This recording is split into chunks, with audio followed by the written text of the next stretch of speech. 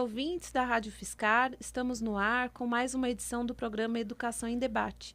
Nosso programa é promovido pelo Departamento de Teorias e Práticas Pedagógicas, em parceria com a Rádio Fiscar. Nós estamos no ar todas as quartas-feiras, às 11 horas e com reprise aos sábados no mesmo horário. O programa de hoje será apresentado por mim, Andréia Moruzzi, docente do Departamento de Teorias e Práticas Pedagógicas. E o debate hoje se insere nos demais dos programas realizados anteriormente sobre diversidade e diferença. Nos programas anteriores, trouxemos discussões em torno das questões de gênero e tivemos aqui a participação da SAAD e da ouvidoria, e também da professora Roseli Melo, junto com a sua estudante Daniela, do NIASE, que vieram discutir sobre o feminismo dialógico. No programa com a SAAD, para quem não nos ouviu, a SAAD é a Secretaria de Ações Afirmativas, Diversidade e Equidade aqui da UFSCar. Nós mencionamos nesse programa o trabalho que vem sendo desenvolvido por essa secretaria em relação ao tema de gênero e também das ações afirmativas.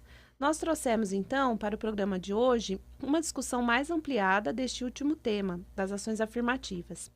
E para falar sobre esse assunto, estamos aqui com as professoras Tatiana Cosentino Rodrigues, que é coordenadora do Núcleo de Estudos Afro-Brasileiros aqui da UFSCar, e com a professora Ana Cristina Juvenal Cruz, também do NIAB. Ambas são professoras do Departamento de Teorias e Práticas Pedagógicas e pesquisam relações étnico-raciais e ações afirmativas. Bom dia, professora Tatiane. Bom dia, Ana. Obrigada por estarem conosco nesse programa. Bom dia. Bom dia, é um prazer. Quero agradecer o convite e espero que a gente possa trocar algumas ideias sobre esse tema. Vamos lá. Então, Tati, posso te chamar assim? Tati? Pode. Tati, no senso comum, existe um entendimento de que as ações afirmativas envolvem apenas os programas de cotas nas universidades, né? Você poderia começar, então, contextualizando o que são as ações afirmativas do ponto de vista conceitual, para explicar melhor do que se trata as ações afirmativas, o que elas abrangem, qual que é a proposta, então, dessas ações? Vamos lá.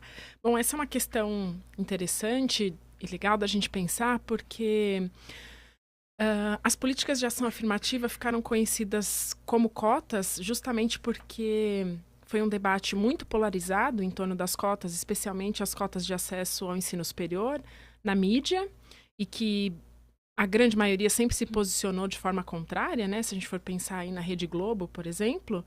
Então, a mídia sempre gostou de veicular, né, a política de ação afirmativa como uma política exclusivamente de acesso, e especialmente de acesso ao ensino superior. Então, a política de ação afirmativa são medidas, né, são políticas públicas criadas a fim de, não de resolver o problema da desigualdade, mas, digamos, para diminuir a distância de desigualdade entre diferentes grupos étnico-raciais ou grupos sociais, né? Já que a gente tem, por exemplo, um recorte de gênero, um recorte de sexualidade hoje em algumas políticas. A gente utiliza uma definição que está presente nas diretrizes curriculares para a educação das relações étnico-raciais, que a política de ação afirmativa ela se divide em política de reconhecimento, valorização e de acesso, né, diferenciado. Então, toda política de valorização de um grupo que até então tinha uma forma estereotipada de representação ou de não representação, ela pode ser considerada uma política de ação afirmativa, mas uma política de ação afirmativa de... uma política de ação afirmativa... Peraí que eu perdi. Então, ela pode ser considerada uma política de ação afirmativa de valorização, por exemplo, né? Não só de acesso. Então, um dos fatores que a gente considera importante é realmente considerar a política de ação afirmativa na sua pluralidade e também nessas três formas de ação, né? De reconhecimento, valorização e também de acesso. Então, seria correto a gente pensar o termo que eu tenho ouvido, né? De que é uma ação reparatória? Ou isso é muito limitador para pensar a política? Olha, você Olha, está falando sim, né? Pelas ações, né? sim. Na verdade, existia um debate maior, mais polarizado em torno do próprio conceito de ação afirmativa no início desse debate, no início do processo de implementação. Hoje, como a gente já tem, vamos supor, se a gente for pensar no caso da UFSCar, né, 10 anos da política de ação afirmativa, digamos que a forma como a gente vai se referir à política como discriminação positiva não vai fazer muita diferença. O que é importante é a gente considerar a complexidade, né, que está por trás da discussão sobre ação afirmativa. O que os meios de comunicação não gostam de fazer ou não fazem, né? Então, por exemplo, se a gente for pegar a última notícia sobre ação afirmativa publicada na revista Veja, né, eles falam que são políticas de atalho. Não é política de atalho, né? É uma política que foi construída, né, por um movimento social, que tem todo um embasamento em indicadores sociais, né, que reafirmavam a desigualdade, no caso do sistema de ensino brasileiro, mesmo após as políticas de democratização do acesso, na década de 90. Então, mesmo com a democratização do acesso, a gente ainda percebe que a distância entre os grupos étnico-raciais, ela persiste, né? Então, a ideia de que nenhuma política universalista vai dar conta de diminuir esse acesso e permanência que continuam diferenciados, né? Então, essa questão da definição, neste momento, ela não é... Digamos, é importante que a gente faça esse debate conceitual, mas mais importante é como é que a gente se refere a essa política, né? O que ela compreende. Mas digamos que a ideia de reparação é uma das ações da política, né? Mas ela não se resume só à reparação. E, Tati, você poderia contextualizar como e quando começou o processo de implementação das ações afirmativas na UFSCar? Você falou há 10 anos, né? Como que se deu aqui na UFSCar? Existiam outras universidades já fazendo a política? Como é que foi trazido essa proposta para a UFSCar? Bom, o processo da UFSCar é um processo bem interessante. É um processo que mobilizou, de alguma forma, toda a comunidade acadêmica para essa discussão. O Rio de Janeiro, né, já havia implementado as ações afirmativas. O programa da UFSCar está completando, neste ano, né, 10 anos de programa. A gente está, inclusive, discutindo todo o processo de avaliação da política.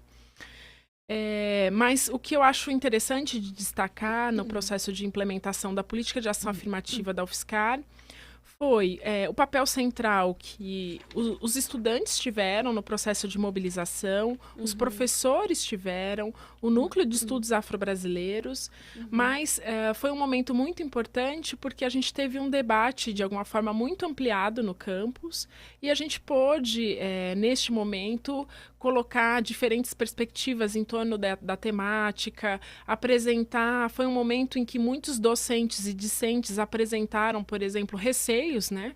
Dúvidas em relação à política. Foi um momento em que a gente ouviu também especialistas nessa política, ouviu a experiência, por exemplo, de outras universidades. Eu me lembro que o professor José Jorge de Carvalho, né, da Universidade de Brasília, esteve aqui na UFSCar contando um pouco sobre o processo de implementação do programa da UNB.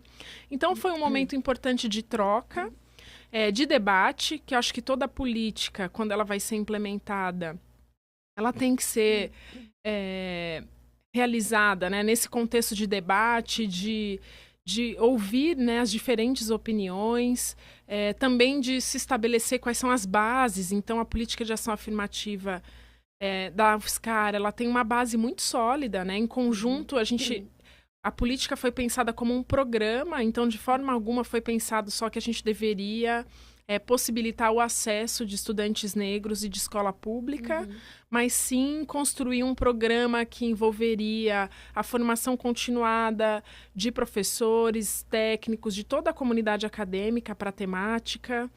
Então, isso que eu acho que eu gostaria de ressaltar hoje, esse programa que foi construído em conjunto e o processo democrático do processo de aprovação. E é claro que também não foi um processo fácil, né? Existia muita resistência, inclusive do movimento estudantil naquele momento, né? Não existia um consenso dentro do movimento estudantil. Então, foi, de fato, o protagonismo, né, do movimento social negro, de alunos negros da UFSCar, que estavam aqui naquele momento, especialmente na graduação, alguns na pós-graduação, mas a grande maioria na graduação, e sem dúvida, né, de professores como a professora Petronília, o professor Walter Silvério, a professora Lúcia, do Departamento de Letras, a professora da Psicologia, a Tânia Del Rose. Acho que não devo ter citado todo mundo, Chiquinho, da produção, mas muitos docentes, de fato, se envolveram e ajudaram muito nesse processo de debate público, né? E, Ana, eu queria te perguntar o seguinte, nós tivemos aqui um programa em que participaram a professora Petronília, né, que a Tati está comentando aqui, que fez parte de todo esse processo também, né, de construção de ações afirmativas aqui da UFSCar. E nós tivemos a participação da Nilma também, da Nilma Lino Gomes, né? E ambas trouxeram questões sobre as ações afirmativas e a Nilma, em especial, trouxe a problemática vivenciada pela CEPIR, que é a Secretaria Especial de Políticas de Promoção de Igualdade Racial, né? Que vem ocorrendo aí uma série de mudanças do ano passado para cá, né? Como é que você avalia as ações afirmativas nesse contexto de desmonte da CEPI, né? A Nilma nos trouxe bem isso, né? Houve um desmonte, não é que houve a extinção, mas houve um desmonte, quer dizer, você deixa morrer pelo descaso, Sim. né? Pelo relapso mesmo que existe com a secretaria. Então, como é que você vê, né, as ações afirmativas nesse contexto de tantos desmontes ou mesmo nesses, né, em relação a tantos outros setores que vem perdendo, né, uma série de direitos? Eu acho que a gente, de fato, está vivendo esse momento. Acho que todas as políticas voltadas para uma publicização e um maior acesso aos direitos dos grupos que antes não tinham acesso a esses direitos estão sendo todas desmontadas, né? Então, depois do golpe, o que a gente tem assistido, e a gente está num momento muito difícil, eu acho, de assistir tudo isso e também tentando discutir, construir estratégias para se opor a esse desmonte e para construir novamente aquilo que durante tanto tempo foi um pedido dos movimentos sociais. Então, assim, a exemplo do que aconteceu no contexto das ações afirmativas da UFSCar, todos esses direitos que foram construídos até o golpe, eles agora estão sendo todos ou desmontados ou estão sendo deixados para escanteio. Então, o caso da CEPIR é um deles. Então, a CEPIR, ela não foi extinta, mas quando a gente observa uma diminuição dos recursos, quando a gente observa uma diminuição do alcance e da criação de novas políticas no interior da CEPIR, é que a gente percebe a prática política em exercício, que é uma prática política de extinção e de abandono das populações mais pobres, dos negros, das mulheres, da população LGBT. Então, todos esses temas a gente está observando como é que eles têm sido tratados nesse novo contexto político. E a CEPIR vive nesse contexto agora, esse contexto de desmonte orçamentário, um contexto de desmonte das políticas. Então, a gente percebe que isso, na verdade, é uma prática política que faz eco às práticas historicamente construídas para essas populações no contexto brasileiro. Então, esse momento é um momento em que a gente tem que estar vigilante, tem que estar a postos e discutir e organizar estratégias políticas para que a gente fortaleça novamente essas instituições, fortaleça novamente esses espaços de poder que são demandas do movimento social negro e que foram ocupados durante muito tempo por pessoas muito caras a esse movimento, mas que a gente está percebendo aí, né, esse desfacelamento da política. Mas você acredita que as ações afirmativas ficam ameaçadas diante desse contexto? Eu acho que a gente está vivendo esse período muito difícil. Enquanto a gente está observando toda a política ser desmontada, ao mesmo tempo a gente ainda está tendo as ações afirmativas. Então, se a gente observa o próprio campus da UFSCar e a gente que circula muito por outras universidades, as ações afirmativas mudaram, não só do ponto de vista fenotípico, então você observa nos estudantes que estão nas nossas salas de aula uma pluralidade do ponto de vista étnico-racial, A gente tem algumas ações e algumas instituições que estão ocorrendo, mas a gente, ao mesmo tempo, vive o perigo da extinção das ações afirmativas. Então, de alguma maneira, alguns setores que foram contrários às políticas de ação afirmativa têm reaparecido com muito mais força, então com setores muito reacionários e conservadores, e que estão agora muito publicamente externando o desmonte da universidade pública, a qualidade da educação das universidades públicas. Então, a gente está, ao mesmo tempo, vivendo ainda a entrada dos estudantes pelas ações afirmativas, mas, ao mesmo tempo, um certo esvaziamento da prática política em torno desses estudantes, uma vez que eles têm uma dificuldade de acesso a políticas de permanência estudantil, ao acesso a poucas bolsas de permanência. Então, toda a discussão que os coletivos de estudantes, e sobretudo os coletivos de estudantes negros, têm feito, é que a falta de acesso a essas políticas retira esses estudantes do espaço da universidade pública. Então, cabe a nós discutir como é que a gente não só faz com que as políticas permaneçam, mas que elas sejam fortalecidas. E tem alguns movimentos sociais aí fazendo coro a essa luta, a continuar garantindo esses direitos. Você tem acompanhado um pouco isso, né? O que tem sido feito em termos desses movimentos sociais, desses coletivos, para ampliar e expandir, ou mesmo garantir, né, as ações afirmativas? A gente acompanha um pouco, na verdade, o debate mais público dos movimentos sociais. Eu acho que os movimentos sociais continuam vigilantes, eles continuam fazendo a prática política, na verdade, que sempre fizeram, né? Mesmo para a criação das ações afirmativas, né? E na permanência das ações afirmativas, a gente tem acompanhado, né? Que o pedido é que a política seja fortalecida institucionalmente, né? Porque muitas vezes a política ela existe apenas na entrada dos estudantes, mas a gente depois não tem políticas para que esses estudantes fiquem na universidade e tenham uma formação acadêmica adequada. Então, a gente está acompanhando, não só do ponto de vista dos movimentos sociais, mas os movimentos internos à própria universidade. Os núcleos de estudos afro-brasileiros, né, os núcleos de pesquisa, e que têm produzido conhecimento e dados, e que essa produção de conhecimento que tem fortalecido a luta política. Mas a gente ainda tem um longo caminho pela frente. Tem alguns coletivos que você poderia mencionar aqui na UFSCar, pessoas que querem fazer parte desses coletivos, fazer parte desses movimentos para ajudar um pouco a fazer a discussão? Olha, dos coletivos de estudantes, o que a gente conhece mais proximamente é o Café das Pretas, que é um coletivo de estudantes negras, né, que faz a discussão toda sobre gênero, sobre o lugar da mulher negra.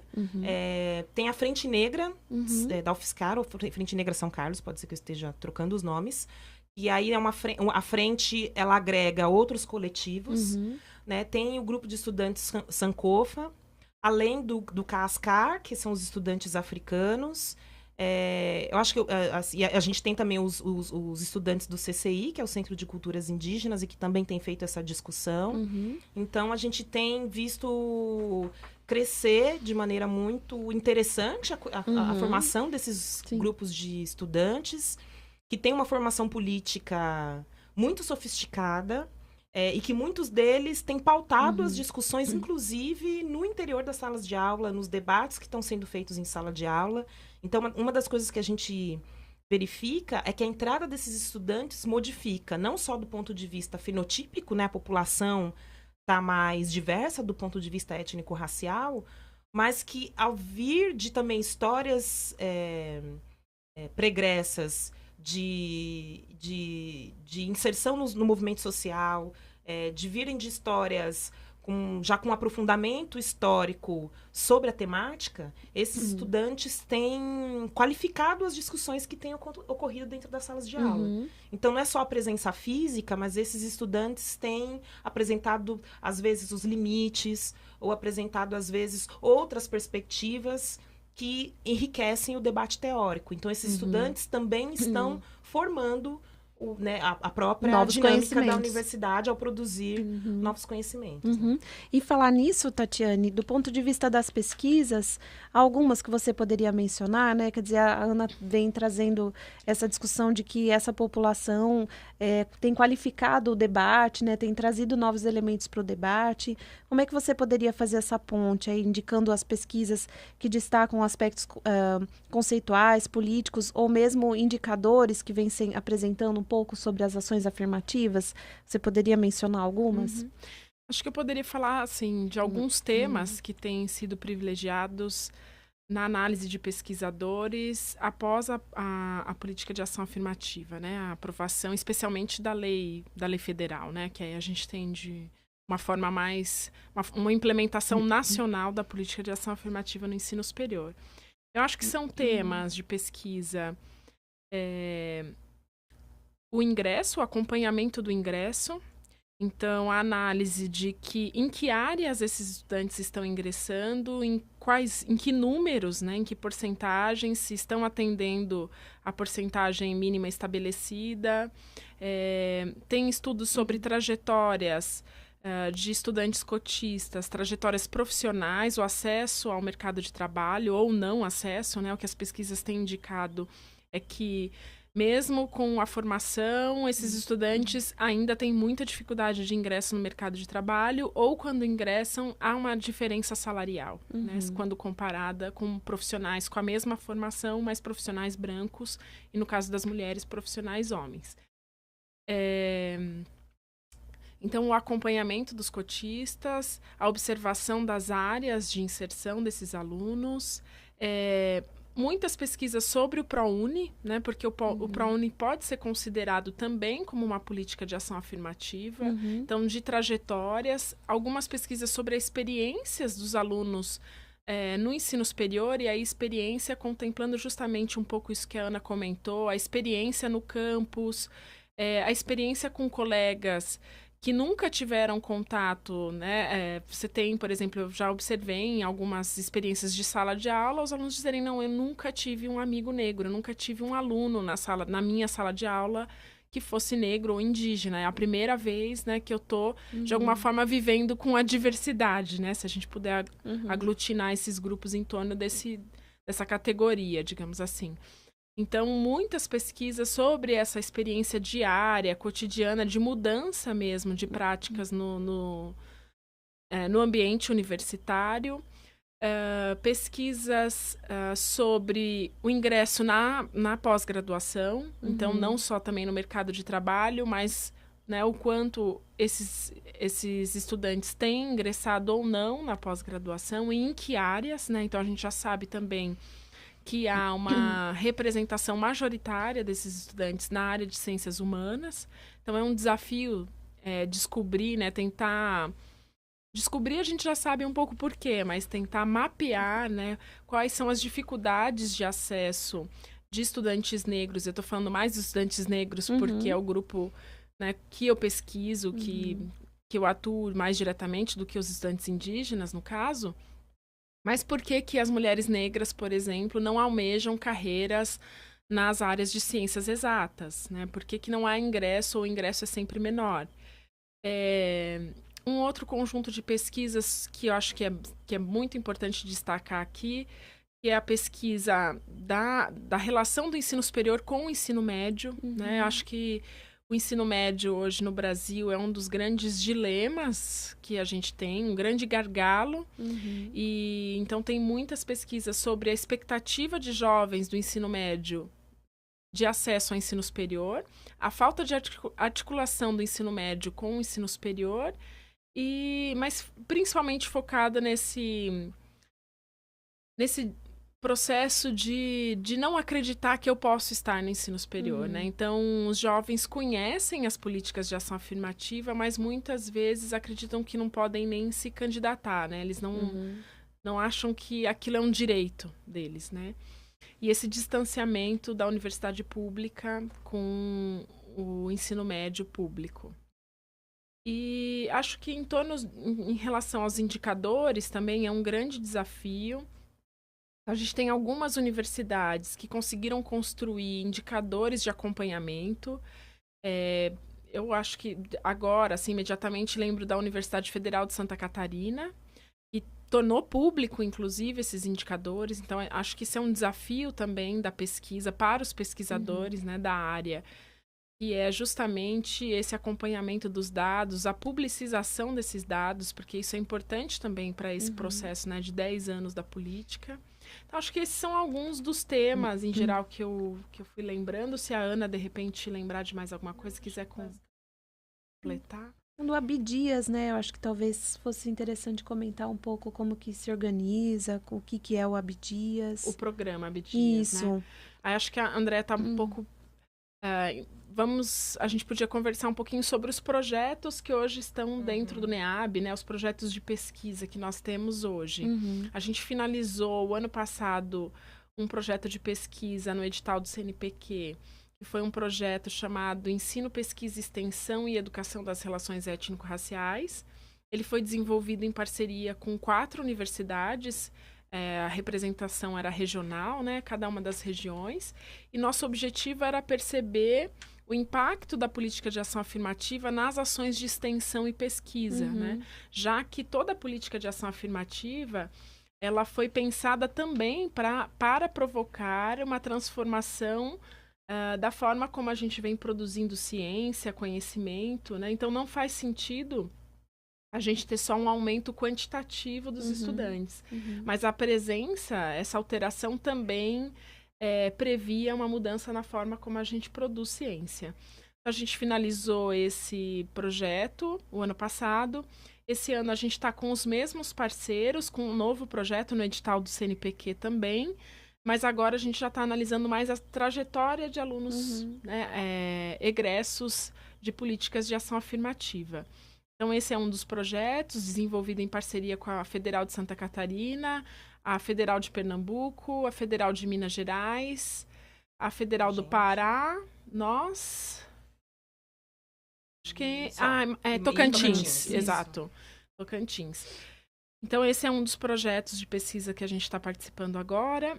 Tem um outro projeto que é resultado de um edital específico que a CAPES abriu, que se chama Programa Abdias Nascimento, né? E justamente em referência à importância e todo em memória, né? A todo o trabalho desenvolvido pelo Abdias, trabalho de resistência política, artística, né? O Abdias, enfim, foi um dos principais, talvez, representantes do movimento negro desse período. Então, o edital da CAPES, né, recebe o nome do Abdias, o título, né, do Abdias, e é um programa de intercâmbio de alunos negros, indígenas e portadores de deficiência, de altas habilidades. Aí tem toda uma categorização específica da área de educação especial, digamos assim, né? O nosso projeto é de intercâmbio de alunos negros. A gente tem um outro projeto coordenado pela professora Roseli, aqui na UFSCar, de estudantes indígenas. Inclusive, acho que eles estão com 2 estudantes também fora. E nós temos esse programa com estudantes de graduação e doutorado. E o nosso projeto em específico é justamente buscar novas referências para o currículo do ensino superior, especialmente na área de formação inicial e continuada de professores. E aí a gente está pensando mais professores da área de educação e biologia, porque o projeto é desenvolvido também com o professor Douglas, né, do Departamento de Metodologia de Ensino, que é da área de ensino de biologia. Né? Então, esse é um dos programas que a gente está em desenvolvimento. E... eu acho que especialmente... A gente tem 2 estudantes que estão nos Estados Unidos, né, numa parceria que a gente estabeleceu com a Georgia State. E um estudante está na Colômbia. Então, esse projeto é um projeto de cooperação internacional, com uma universidade nos Estados Unidos, uma na Colômbia e uma na França. Então, a gente está no desenvolvimento da pesquisa, os estudantes estão fora, eles estão voltando no início do próximo ano, e outros estudantes irão para essas universidades. Então, a ideia é que a gente consiga comparar, ou que a gente consiga ver como essas instituições têm implementado nos seus sistemas institucionais a temática, né, na verdade, as matrizes curriculares de conhecimento de origem africana e da diáspora negra, ou seja, onde que a gente consegue encontrar nos currículos de formação de professores essas matrizes de conhecimento. E a ideia é que a gente consiga estabelecer parcerias no sentido de como é que a gente também consegue pluralizar o nosso currículo, a exemplo do que essas instituições estão fazendo. Então, a gente está tentando discutir isso, considerando também o contexto histórico de cada uma dessas nações que diferem entre si, mas que tem a semelhança de serem nações que têm um histórico com a colonização e com a escravidão negra em alguma medida. Então, é isso que a gente está tentando mapear. E aí, nós aqui, né, da UFSCar, a gente teve esses 2 projetos, mas são projetos do Brasil inteiro com propostas distintas. Então, esse é um programa de ação afirmativa, muito interessante, porque ele possibilita não apenas a mobilidade desses estudantes negros, mas a investimento em pesquisa e produção de conhecimento. Então, são políticas de ação afirmativa dessa natureza que a gente entende que nos ajudam a produzir outras teorias, construir outros conceitos e categorias para esse contexto que a gente está vivenciando em termos de ensino superior. Né? E falando um pouco mais ainda das pesquisas, né? Vocês duas acompanharam as ações afirmativas, né? Implementação, né? Aqui, processo que está em discussão, das ações afirmativas na pós-graduação. Vocês vêm participando das discussões, né? Da implementação. Vocês poderiam falar um pouco sobre isso? Como é que começou essa discussão na pós-graduação, né? No caso, eu sei que tem a pós-graduação em educação. Queria saber se há outros programas de pós-graduação envolvidos na UFSCar ou em outras universidades e como é que vocês avaliam essa iniciativa. Só que nós temos pouco tempo, então vou passar uma para Tati responder, depois para Ana e depois a gente já estamos chegando ao final, mas a gente vai dar conta. Vamos lá. Tá. Bom, rapidamente, então, a discussão sobre a ação afirmativa na pós-graduação, ela foi, digamos assim, institucionalizada um pouco antes da saída da presidente Dilma do governo. É uma das últimas assinaturas dela, né? É justamente essa indicação de que os programas de pós-graduação do Brasil deveriam adotar política de ação afirmativa. Então, nesse contexto, muitos programas do Brasil passam a adotar, não só pela medida assinada pela Dilma, mas justamente também porque já era uma perspectiva do próprio movimento social, mas de pesquisadores também da área, já indicando a necessidade de se criar uma política na pós-graduação. Mas então, em resposta a esse contexto, alguns dos programas passam a adotar a política de ação afirmativa. No caso do nosso programa, que é o Programa de Pós-Graduação em Educação, esse é o primeiro edital com uma política de ação afirmativa, com uma proposta de política de ação afirmativa. Há outros programas na UFSCar também, já com uma proposta. E há uma comissão trabalhando para a definição de diretrizes gerais para os diferentes programas de pós-graduação, para uma política de ação afirmativa na pós-graduação da UFSCar. Né? Então, isso é importante, é bem interessante. Enquanto essas diretrizes estão sendo construídas, alguns programas já foram adotando essas medidas. O que a gente, no processo de discussão no PPG, a gente convidou o professor Mário Medeiros, da Unicamp, que é um dos primeiros programas a adotar a política de ação afirmativa. A Unicamp fez o caminho inverso, né? Eles começaram na pós-graduação e depois aprovaram na graduação.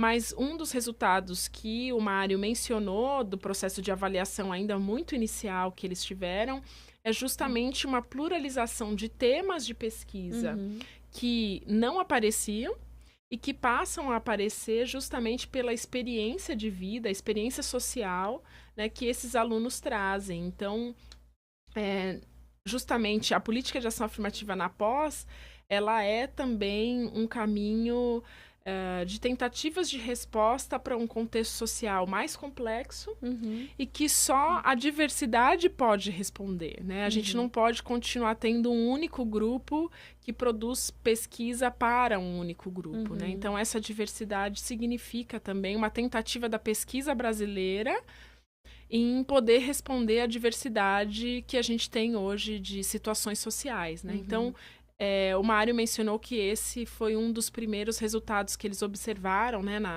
Eles tiveram um edital, é justamente essa pluralidade de temas que até então não apareciam mais no programa, né? Então, eles observaram isso. Interessante. E você, Ana? Olha, Graciela, só gostaria de acrescentar que um dos argumentos que a gente utilizou quando a gente foi fazer a proposta de adoção de políticas de ação afirmativa no nosso PPGE da UFSCar São Carlos, porque o PPGE da UFSCar Sorocaba adotou também, é que a gente apresentou uma pesquisa feita pelo próprio PPGE do perfil étnico-racial dos formados, ou seja, os mestres e doutores negros que o PPGE produziu em 10 anos, num período de 10 anos. E esses dados mostram espantosos apenas 4 doutores negros. Então, no programa mais antigo do Brasil, né, um programa que tem um histórico de produção acadêmica na área de educação, é muito significativo a gente observar esse número. Então, quando a gente observou esses dados, a gente falou, olha, a gente tem um programa que não consegue incluir. E junto com outros dados de outras pesquisas, o que a gente tem encontrado é que o debate sobre as ações afirmativas na graduação era de que o ensino superior já era um espaço elitizado e branco, porque essas populações não entravam no ensino superior. A pós-graduação é ainda mais elitista e ainda mais branca. Não só na sua composição enquanto os estudantes, mas também na composição dos docentes. A gente tem pouquíssimos, agora mais, porque também muitos desses docentes negros que estão entrando na universidade, entrando na pós-graduação, são docentes que vieram de programas de ação afirmativa. Então, a gente agora já consegue observar o impacto da política, de como ela afeta diretamente a pluralização dos programas. Então, com esse argumento, junto a outros, não só as normativas, a gente conseguiu aprovar e a gente está agora fazendo o processo seletivo do PPGE e a gente tem um número muito expressivo de pessoas que estão tentando pelas ações afirmativas, e isso que o Mário identificou lá na Unicamp, a gente também tem identificado aqui, que é uma pluralidade de temas, que é uma pluralidade de referenciais teóricos, junto com outros autores e autoras que não estão, às vezes, não estão no nosso currículo que a gente utiliza na formação, na educação. Então, essa percepção, a gente já consegue verificar que há que isso já muda a maneira pela qual a gente produz conhecimento, e é importante também a gente destacar que uma das discussões que a gente vem acompanhando em torno da pós-graduação é que havia um temor de muitos docentes e pesquisadores de que não haveria demanda, de que a gente não teria estudantes com esse perfil querendo ir para a pós-graduação. E quando a gente observa os programas de pós-graduação que têm política de ação afirmativa, o número de pessoas que tenta é altíssimo. Então, existe demanda, as pessoas querem fazer mestrado e doutorado, o que a gente precisa é pluralizar esse espaço. Bom, Ana e Tati, nós temos que nos despedir, nós estamos chegando aqui, o nosso tempo está estourando. Eu queria agradecer muito a participação de vocês no nosso programa. Tenho certeza que os ouvintes também gostaram bastante do tema de hoje. Eu diria para vocês se despedirem, comentar algo que ainda não foi dito, né? Se quiserem divulgar alguns eventos na área, também pode. E aí a gente vai fechando um pouco aqui o nosso programa. Querem se despedir? Ana, Tati? Sim, bom, eu gostaria de agradecer a oportunidade. Dizer que o NEAB tem um Facebook, tem uma página do NEAB com a divulgação dos eventos. A gente tem uma divulgação quase quinzenal de um grupo de pesquisa e de eventos que a gente está programando para esse segundo semestre. Então, deixar convite aí para consulta ao NEAB e também dizer que a gente está à disposição, se alguém tiver interesse em conhecer o material que nós temos, em conversar sobre esse tema ou nos convidar para ir para as escolas. É um trabalho que a gente faz com muita satisfação. E aí queria aproveitar a oportunidade de divulgar que no mês de novembro, nos dias 26, 27 e 28, nós vamos ter um seminário internacional. O tema é Currículo do Ensino Superior, Diversidade Étnico-Racial e Inovações Curriculares, né, a partir dessa temática. Os professores convidados são os professores parceiros do programa Abdias, que a gente mencionou. O evento vai ocorrer no primeiro dia no Paço Municipal, nos outros 2 dias no Teatro Florestan Fernandes. Em breve a gente vai apresentar a divulgação, as inscrições, mas já deixo o convite para esse evento. A gente queria convidar também a todo mundo a participar de um evento que a gente vai fazer agora em outubro, dia 17 de outubro, é o dia todo, a partir das 10 da manhã, das 10 até mais ou menos às 10 da noite. É um evento em parceria do NEAB com a UEM, que é a Unidade Especial de Memória do Centro de Educação e Ciências Humanas, Unidade Especial de Informação e Memória, a UEM. A gente vai realizar o evento junto com eles e no espaço da UEM, que fica dentro do SESC, na área sul. E é um evento da jornada literária, a primeira jornada literária de autoria negra da UFSCar. Então, a gente vai chamar algumas pessoas que trabalham com literatura negra. Um dos nossos convidados é o Cuti, que é uma das pessoas, um dos expoentes históricos da literatura negra brasileira. Nosso outro convidado é o Alan da Rosa, e a outra convidada é Jennifer Nascimento, que virão participar com a gente das atividades durante todo esse dia. Em breve, a gente também já vai mandar a publicação, a programação, e a gente convida todo mundo para participar nesse dia e que vocês acompanhem as nossas atividades. Será um prazer receber todo mundo. Tá certo. Então, eu me despeço também. Lembrando que vocês podem enviar sugestões ou comentários no Facebook do programa Educação em Debate e que estamos no ar toda quarta-feira às 11 horas com a reprise aos sábados, no mesmo horário. Então, ficamos por aqui, caros ouvintes. Um abraço, muito obrigada, Tati, Ana, novamente. Obrigada pela audiência. Queria agradecer a presença, o convite, ao DTPP, a Andréia, a professora Ana Paula, a professora Emília, as pessoas que estão mais diretamente ligadas a esse projeto. Parabenizar pelos episódios todos, pelos programas. E também a gente queria dizer que a gente está num momento difícil, mas que a gente não pode perder a capacidade nem de se indignar e nem de ficarmos vigilantes, porque eu acho que esse é o momento que a gente tem que ter força. Então, todo esse debate que a gente tem feito tem tudo a ver com a educação. E a gente, aliás, a força é pela educação. Então, a gente queria dizer isso. Tá certo. Então, muito obrigada mais uma vez e até a próxima semana. Obrigada.